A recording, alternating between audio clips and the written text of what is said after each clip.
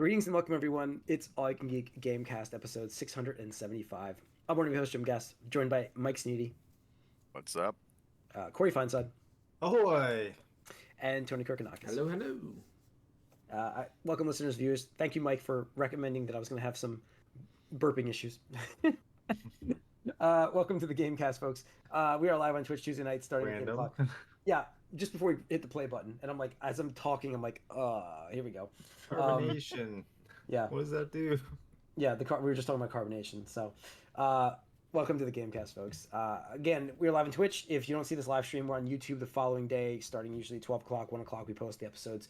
All of the backlog of stuff is there. So if you want to go back and watch some of the older episodes, go for it. We got some great content. I think it goes all the way back to 300 on YouTube or something like that. It's crazy how long we've been. No, probably not that. No, it's probably 400-ish, 500. How long have we been doing this on YouTube? I don't even know. Very long time. 200 was our first video podcast. Yeah. Yes. I know I wasn't 30 when we started, Corey. So, in my 40s now. Yeah. So anyways, this is the Gamecast. I will say, kicking us off, I have played Super Mario Wonder. Actually, I've been playing it, believe it or not, I've been playing it with my stepdaughter, Arya. And I was complaining about it with Nick a little bit, because I had to camp out the week before, which my friends came over and stuff. We were talking about the game and how it's limited with we talked about on this too with the Yoshis, and like I was thinking of having Arya play as the Yoshis because it would be easier for her, but then I heard that they don't get power-ups, and I'm like, well, she's gonna see me get like the elephant power-up and want to get that too. But I will say she's been doing fine. Like, it's more about the the jumping and getting that done properly, the coordination. That's the hardest part. But the actual playing the characters she enjoys, Peach, Daisy, popping in as a Yoshi every now and again. The game is really great. It's awesome. I have really no complaints. Like, it's great. It's Mario. It's 2D Mario, probably one of the best ones I've played. Is the best way to say it. It's so good. The flower world is a nice dynamic feature to it. I love. I haven't even dove that deeply into that aspect of things too much, but it's been interesting, all the upside downs of the dynamics of what you can do with those different power-ups and everything like that. It's been good. I mean, I'm really impressed with it. The only thing I will say is for some reason, like, I feel like if they release this game next year, it might have a better impact. It's gotten up for a Game of the Year, don't get me wrong, but I'm like, I don't know. I just felt like there's so much this year. I'm like, it gets buried. That's my problem. I mean, the thing, I agree, but at the same time, like we talked about, the Western game journalists like a certain genre of video games that they like to prop up. Yeah. So Nintendo doesn't give a fuck about that. They're like, we're going to sell 20 million copies of Mario. They will. Who Absolutely. the fuck cares? Yeah. If you don't get the other years, I guess. Yeah, you're right. I mean, they're going to make their sales. It's just, it's a game that, it's funny. I'm like, it's going to sell like 20 million. It's going to sell insane. So I'm not even saying it's. Yeah, my sister and her husband bought it so they could play together. Yeah, no, it's selling great. I guess not get the awards. It's still going to be bought. So I guess there's nothing to complain about. Yeah. You're right. There's really nothing to. Because my complaint was like, it's going to get buried. I'm like, it's not really getting buried. It's still selling amazingly. So, yeah, that's pretty much it for me that I played. So, what about Corey? What have you been playing? Not too many video games. Mostly been playing poker. Like the card games in person. Yeah, making some money. So I told my father-in-law, look out for you over there. So. Oh yeah, he's over there. Yeah. Yep. I'll look for him. Yeah, I told him look out for you. That's cool. Mike, what have you been playing? Well, if you're on our YouTube channel, you'll notice I've been playing Alan Wake 2. By the way, folks, Mike's apologizing for Mike here. He was working on his stream where it was only posting every hour, like you were playing, right, originally? Yeah, there was some growing pains. Yes, he's got it now though. But yeah, I got it, except I lost a big chunk recently of arguably one of the more fun parts of the game. Sorry. Well, tell us about Alan Wake 2, anyways. Come on. So, it is funny. I'm going like to 0 to 60 with this. Playing at night. Everyone's asleep, alone in my dark basement. You're playing at like 3 a.m., man. Like, you're playing at like 3 a.m. When do you sleep? After that. Okay. I gotta be up. Um, I gotta be up at 6, so I don't even know. and it's funny because I did have someone came on to talk to me on the Twitch stream like near the end of it when I was about to stop. I'm like, really? Someone's here now? And I forgot his name unfortunately, but he also said he was East Coast too. So I'm like, wow, all right, You're, interesting. you're both But night demons or whatever the hell they are.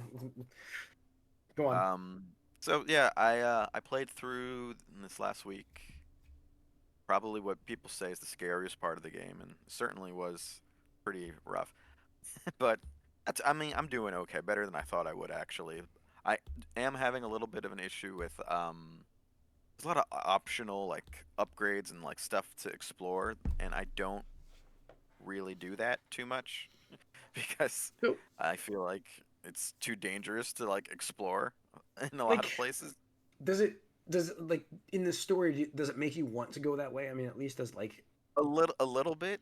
There's another building that I kind of want to figure out that I haven't. I don't know. We'll see. Can't you fight back in this Obviously, game or no? oh, you can, but your inventory and resources are limited, and there has been. I don't play this genre of game correctly.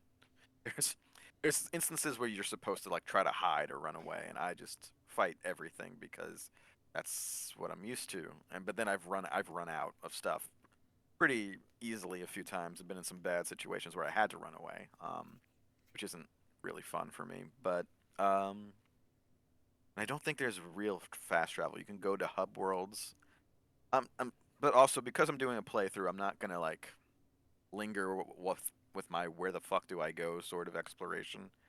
Maybe I'll check some of that out later on the older save, but I'm getting pretty close to the end game, at least with one of the characters. It's telling me gonna start the end game soon. Yeah, no, it's saying like it's wrap your fun. shit up. It's telling you wrap your shit up. It told me, it says like if you start this next thing, this is the end game. Like so if you want to go find more shit, which I mostly missed, you go do that. So I'm like, I don't know. Uh, I do like the puzzles in the game though, even though most of them are tied to these optional upgrades and stuff.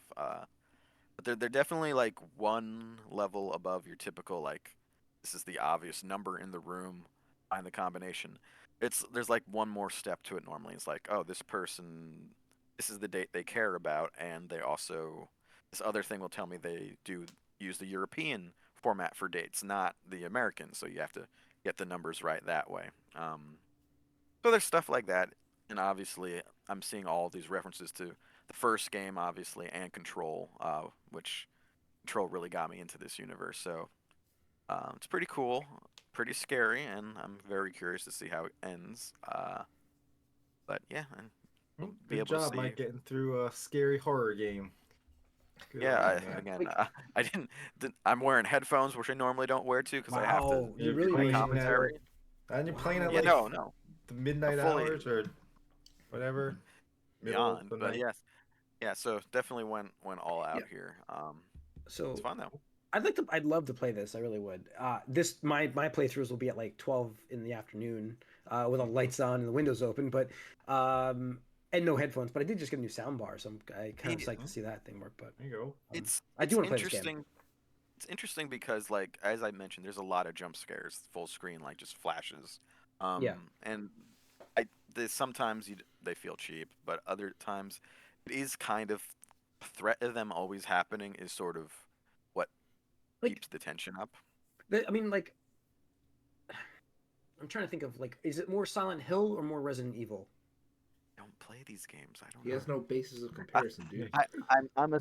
I'm assuming a little more Silent Hill. Honestly, it's more psychological. There's not a whole lot of combat, but there is some.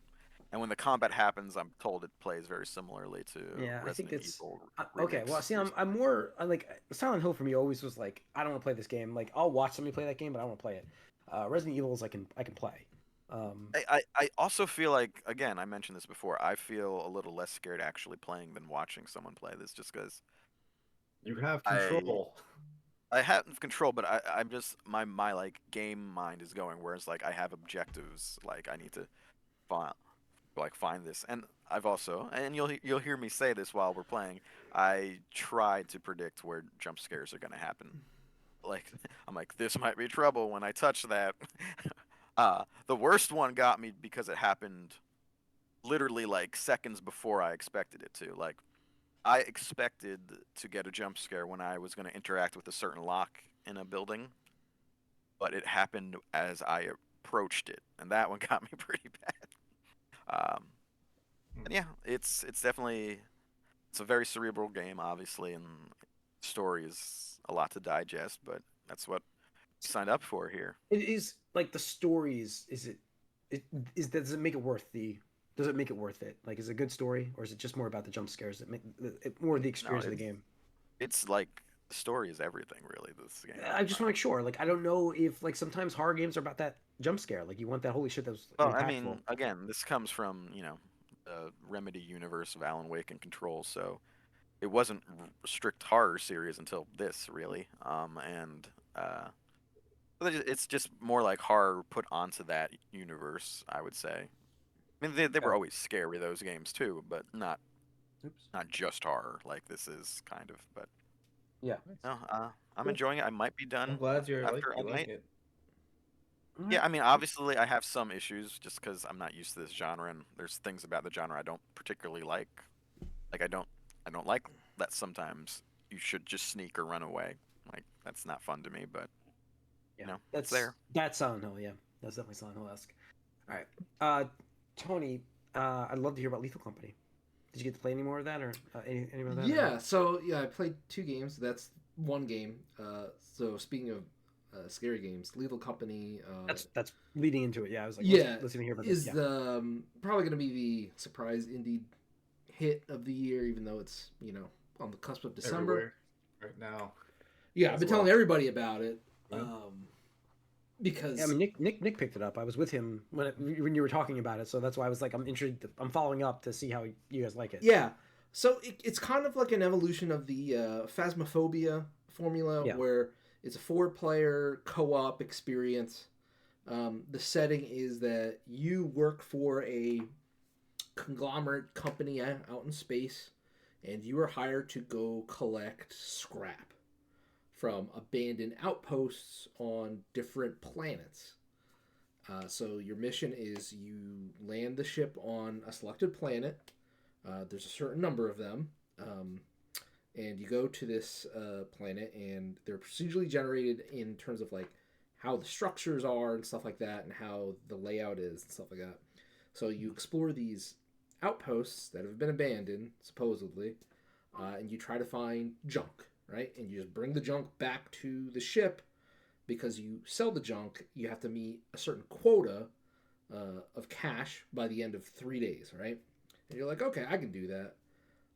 But of course, these planets, you find out that they're abandoned for a reason, because they're hostile life forms, and they are fucking scary.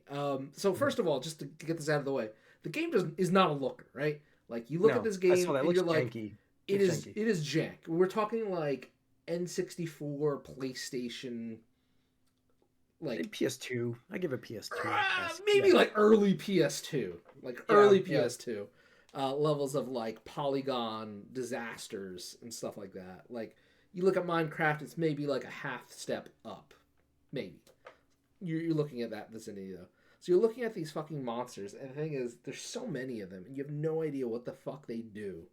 I mean, at first, right? Because, like, literally this one, Nick and I were just like, what is that? Like, what is not moving, right? And we're like, okay, well, we'll go explore the other side of the building. We'll just leave it alone. And then when we came back, it was gone. And then it killed us. And we didn't even know. It was just, you're dead. And I was like, oh, okay. But so the fun of it comes from the co-op experience, right? Because the game makes very good use of the proximity chat, right? So they recommend that you play with just open mic and stuff like that. You could change it, obviously, and stuff like that. But the game does a good job with lighting and like effects where like they have fog or steam or like rain and stuff like that.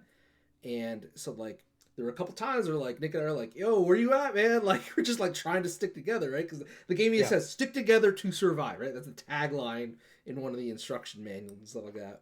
And it's like, I got mixed up, and then all of a sudden you hear like other footsteps. And you're like, I don't know if that's my buddy or if that's a thing, right? And stuff like that. So it gets very spooky. And going back to like what we were talking about now, like you can like fight back if you have certain pieces of equipment, but none of them are like lethal. It's more like, oh, I stunned it for a few seconds to let me run away and stuff like that. So you can never like truly, to my knowledge anyway, I've only played a couple hours. I could be wrong with that. You could maybe defeat the monster, but none of the things that we encountered have been able to do that. And like, it's such a fucking disaster too, because it's essentially a roguelike, right? Because at the end of 3 days, you have to meet a certain quota of cash value. And the thing is, everybody will respawn every day. Like, if you die on the first day, you respawn. That's fine. Stuff like that. So you're not, like, too much downtime. The thing is, if you ever wipe, like, the whole team wipes, you lose everything. Even if it's already on the ship, you lose everything. So, like, it's really incentivized that, like, at least one person gets off the ship. Like, gets away on the ship for the day and stuff like that. And there have been times where, like, you can get greedy, or it's like, I'm just going to go back for this last piece of equipment. Push your luck, actually. Yes. Yeah. Yes. Love that. Because there was this, like, so the thing is, if a player dies, you get penalized if you don't bring their body back. I don't know the story or lore reasons like that. And, like, it's like, I need to go get this guy's body back. Otherwise, that's, like, minus 150 credits. And we cannot afford that right now.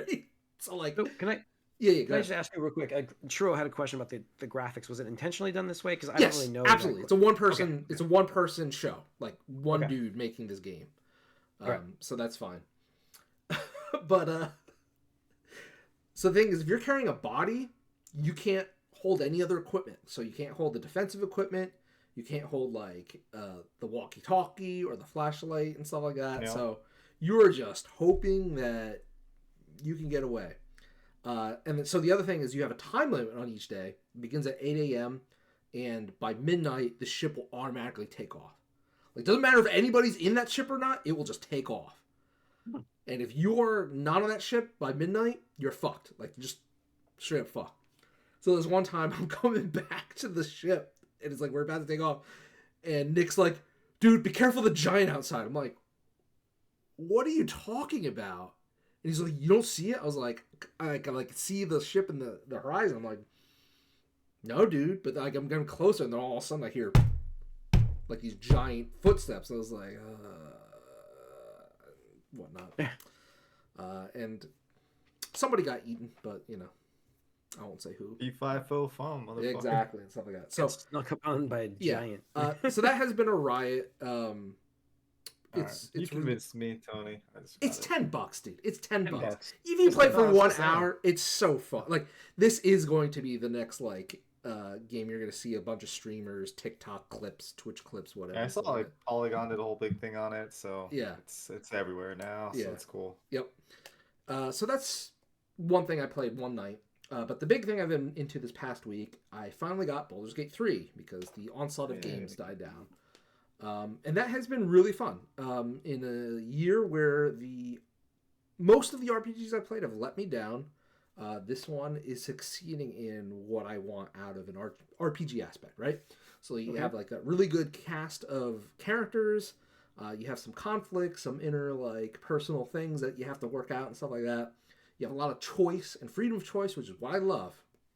That's great. The thing I don't like though is that if you don't know anything about D&D, they don't fucking tell you shit. Like, the tutorial might as well not even exist. Like, it's basically like, oh, click on this to interact with an object. No shit, I played a fucking video game before. I know what that means. Tell me what a fucking saving roll is, bitch. Tell me that. Tell me what an advantage roll is. Tell me what fucking prone means. Like, there's so much D&D terminology that if you don't understand that, like, they don't explain it. So you either have to look it up, or there is a way to do it. I found out in the game, there's like a button you press to like read the tooltip on what this term means. Like it's a fucking Magic the Gathering card. And I'm just like, okay, well that is helpful to know now. because there's just so many things like I don't understand what this means, and I'm just gonna try it, and I'll figure it out by like trial and error and stuff like that. So that's the part I didn't like because I'm just like, You didn't see like you ever seen prone in video games before? Like, I feel like I just knew what that meant anyways. I was like, oh, okay, you're fucked. If you're prone, you're exposed essentially. Like you're vulnerable to get hit harder. prone to me means that you're on a like a lying down position, like Yeah, you're you're prone gonna to get snipe. fucked. But like Yeah. in shooters, that's good to be prone. It's you want to be prone in a shooter because that's how you increase Oh. your accuracy and stuff like that. When the tooltip is like hit the enemy and make them prone, I'm like, what does that mean? Oh. Why doesn't it just say knock an enemy down to the fucking ground? Like just say that. Like why are we getting Knocks fancy with down. this turn? Yeah, like knock them down on their ass, stuff like that. Yeah. But like I said, like it's more of a learning curve, right? Like once I'm learning these things, it's not an issue anymore. But I'm just saying, like they could have done a way better job of a tutorial and easing you into this. Because even like, and again, I love like RNG mechanics. I play Fire Emblem, love XCOM for since the first one, the original XCOM, like on fucking MS DOS systems. But like they don't show you that, right? Like where it's like you have a certain percentage. And you're like, okay, well, I'll hit this guy. But then it'll be like 1 damage. I'm like, well, why is it 1 damage? like, tell me why it's 1 damage. But there's no like, okay, well, you rolled this and you rolled this, and their armor class meant this. And it's like, okay, like, I guess, sure, whatever, and stuff like that. It's all happening in the background. Yeah, it's all happening in the background and stuff like that. And that's fine. It's just, it's a lot to get used to for somebody that does not play D&D and stuff like that.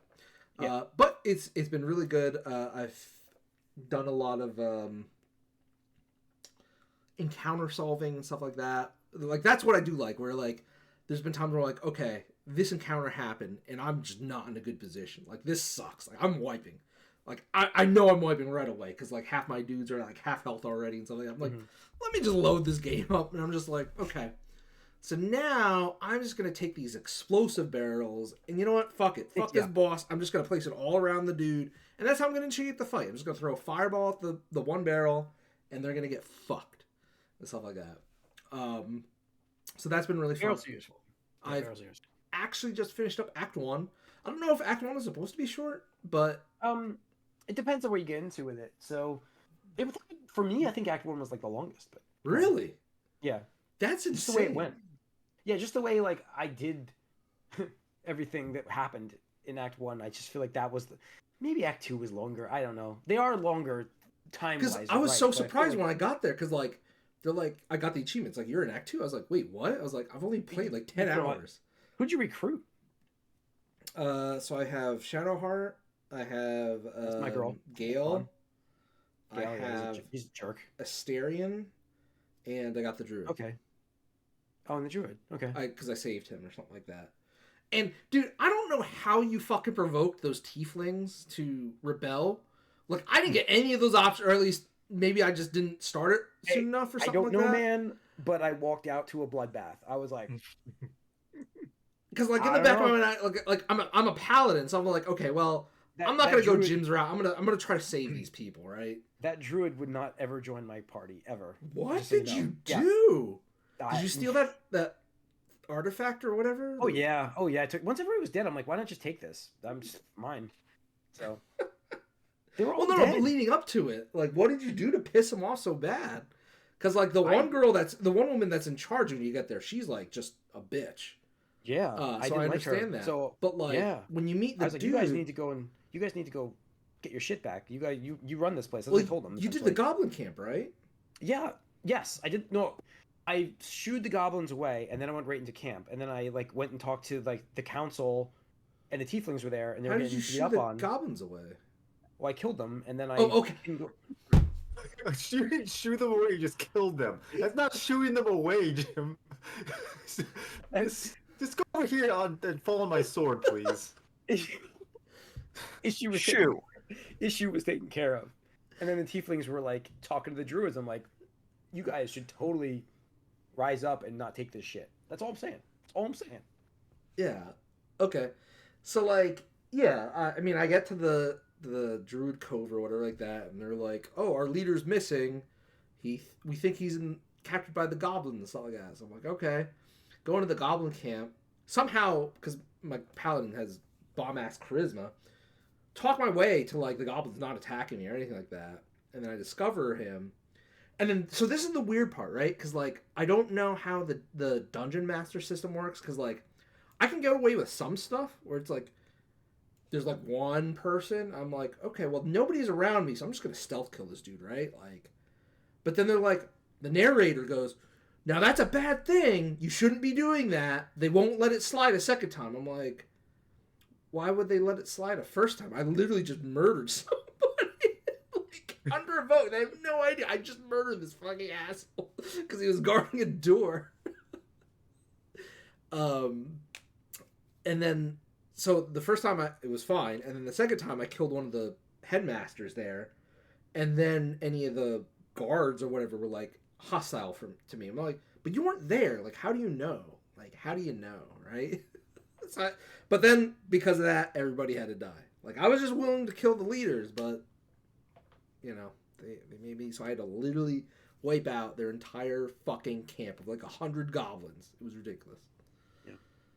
I mean, there was times where, later in Act 2 and at the end of Act 1, I feel like I was like, yeah, you have to go murder a lot of people, but eventually you have to kill the goblins, but picking them off a little bit at a little bit, but I was still friends with most of them, and you know, you had to kill them eventually. You're like, yeah, exactly. It's, you know, you're only friends for a little bit. It's just means to an end. Yeah, I do like this is what I love about this game in particular, because like the whole spoiler alert, like you learn this in the first 10 minutes, so it's not really an issue. Yeah. But like you're infected by a fucking mind flayer thing, where typically if you don't get this fixed in like 2 days, you turn into one of them, right? And that's bad because you lose all autonomy, self-awareness, and stuff like that. You just become a fucking mind flayer. So the whole objective is like, oh, you need to find somebody that can help you with this, right? So that's why when you're the druids, they're like, oh, our leader is a really good healer. He could definitely help you. It's like, okay, cool. But he's captured by the goblins, so you need to go help him. I'm like, okay. And then when you talk to a goblin, they're like, oh, well, we have a priestess. She might be able to help you. And it's like, oh. And you get the objective where like... That's a bit like Cyberpunk. My DM must have been so freaking pissed at me. Right? So like... I learned of that, but not after I killed off the druids. Other people told me this druid was great. Go on. Yeah, so like I have one option where Lizelle, she's like, oh, we should go talk to this gift person. They could definitely help us. And then Lizelle's awesome. They're like, the druids are like, find our druid leader. He could definitely help you.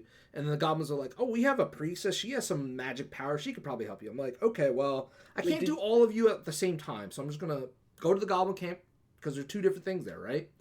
And so I help the druid first. And then he's like, oh, well, yeah, if you really want to gain my favor, you need to kill the druid leaders, and one of them is the priestess. I was like, And because I killed two other of them, she was automatically hostile to me. So I was like, oh, you're not going to talk to me. I'm just going to snipe kill you anyway. Like, fuck it then. Like, you know, why bother wasting my time and my breath on You would have had to kill them anyways. Yeah, exactly. But that's what I liked about it, because it's like, oh, well, maybe this could do it, right? And I just love how many times you could double cross people, because then at the end of Act 1, I was at this tower, and there's a drow dude that's like buried under some rubble, and like I was tasked to like retrieving his head. It's like he pissed somebody off, and I was like, oh, okay, well, I'll see what I can do about that. No promises, but I'll see. And it's like, okay, so I need to get this dude out, and his people that he recruited to help him, they don't like him. So I'm like, all right, well, why don't we just, you know, take care of him together, right? You have the freedom, yeah. Right? So I free him from this rubble, and he comes out and just, like, he kills some random NPC, and then my character, because he's a paladin, he's like, hey, nobody else is dying today, or you'll have to face my wrath, right? And he's like, who the fuck are you, you fucking little bitch? Are you gonna fucking talk back to me? Fucking guys, get this asshole, right? And then my dialogue prompt is like, actually, these guys are working with me. Your days are numbered. And then, so he's like, oh, well, actually, if you help me kill them, I'll let you be my partner from now. I'm like, you just insulted the shit out of me, dude. Like, why would I ever take this deal? So I fucking killed that asshole so fucking brutally. Yeah. That's the best part about this game. You just talk so animated about it. You hated that fucking guy. See, you're role playing. That's it. That drives you. I didn't even know drives anything you about him. to I'm just know like, you're anything. a fucking douchebag. I played this game like I don't like you. I'm gonna kill you. Or I like you. You're good. And then eventually you did something wrong, so now you're dead. You know, that's how I would play the game. Well, that's awesome because but that's what I love is like there's so many branching paths because you can side with that dude if you want. Because afterwards I was like, oh, let me just see what would have happened if I had done it. I'm like, oh my god, like holy crap. So that part has been fun. Combat, I'm like whatever on. Like I don't really care about the dice roll and stuff like that. But like the storytelling, the RPG strength, I can see why like CRPG fans are like, you know, up in arms because they have something they can rally behind this year after I don't know. Decade of you know, it's been, I mean, the freedom of choice. It's like this is the game that hides it. Obviously there's not freedom of choice, but this is the best game to hide it. Like you don't know, you feel like you can do anything you want. Yeah, that's the best thing about it. So it's so cool. Well, cool. All right. We don't have much news today. that's fun. Blizzard allegedly surveyed Diablo 4 players about a $100 expansion. Ooh, rough. Obviously did Diablo, not. The journey of Diablo 4 is great. I love Diablo 4 when like you're playing the game, go and grind into that 100. But once you're there, there's nothing to do. Everybody that I know that had played Diablo 4 dropped it. There's not a single person I know that is still playing Diablo 4. And nobody's begging me to play this game anymore. Like I'm like I got nothing. Yeah, from anybody. no, exactly, Jim. So, because everybody was like, "Oh, you should play Diablo 4." We're all playing it, and I was like, I didn't do it. I'm waiting. Playing a lot of it for like a month. Well, it's 2 months maybe. No, maybe, because season 1 started like a month after, and everybody was like, I remember Nick was pissed, my brother was pissed. You said you weren't playing anymore. Yeah. So I'm like, I'm not paying $70 to play a game for 1 month. And then yes, Churro, you did hear $100 for an expansion apparently. So or $100 for an expansion. Like, why did you pay this much? Well, money? they're getting more because they announced at BlizzCon, but I don't know what this $100 thing is. Like, so they were surveying it. It's not going to happen. Yeah, it's a survey. Like, so this is the thing. All right, like a little bit of it's clickbaity headline and stuff like that. They were sending out a survey. They're just gauging what people are interested in because it's like, how much would you pay for an expansion? And it's like, okay, whatever. One of the answers is $100. But then the follow up is like, what would you want included for $100 version of that game, right? So it's like the expansion plus like amount plus armor bullshit, cosmetic bullshit, right? Because they're just trying to get they're trying to get the monetization, right? Because long gone are the days of, hey, you pay $30 and you get the expansion, because that's how much Blizzard expansions used to cost, $30, right? Or $40 maybe at most. $49.99. Yeah. They want to nickel and dime you. They want to monetize the shit out of this game. Would you rather pay $100 up front for all this stuff, or do you want to pay like $10 subscription type of thing? Yeah, like, exactly. That's where they're gauging. Yeah. But like the thing is, they don't even have set armor sets in this. Like, it's just weird. I feel like that's what's missing from what I saw in this is like get all the armor. That aspect of that aspect of collectability, and especially Blizzard that knows this from WoW, to collect an armor set. 3. I mean, there's things that are in 3 that are not in this game that are. I'm just like, immediately my mind went to WoW, and I'm like, why don't they have the full set of it? Like, why is there not a set of this where you get a bonus for that? And like, I love it. I love Diablo 4. I still think it's a great game, but the season just didn't add anything new that was exciting to make you want to continue playing. Yeah. So all right.